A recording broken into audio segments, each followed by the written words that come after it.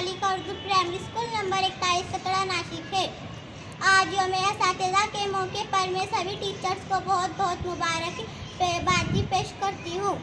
उस्ताद की अज़मत को तराजू में न तोलो, उस्ताद की अज़मत को तराजू में न तोलो। उस्ताद तो हर दौर में अनमोल रहा है। हर साल हम 5 सितंबर को यौम असातिज़ा मनाते हैं। ये दिन सर्वपल्ली डॉक्टर राधाकृष्णन के जन्मदिन के तौर पर मनाया जाता है। डॉक्टर राधाकृष्णन हमारे हिंदुस्तान के दूसरे सदर जमहूरिया बने। वो एक मिसाली टीचर थे, एक अजीम फलसफी थे। टीचर्स डे एक बेहतर तरीका है जिसके ज़रिए हम अपने उस्ताद की इज्जत और प्यार को ज़ाहिर कर सकते हैं। आज लॉकडाउन है, फिर भी हमारे टीचर हमें दिल और जान से पढ़ाने की कोशिश कर रहे हैं। इसीलिए मैं अपने टीचर के लिए एक शेर कहना चाहती हूँ। ए दोस्त तो मिले तो बस एक प्याम कहना, उस्ताद मोहतरम को मेरा सलाम।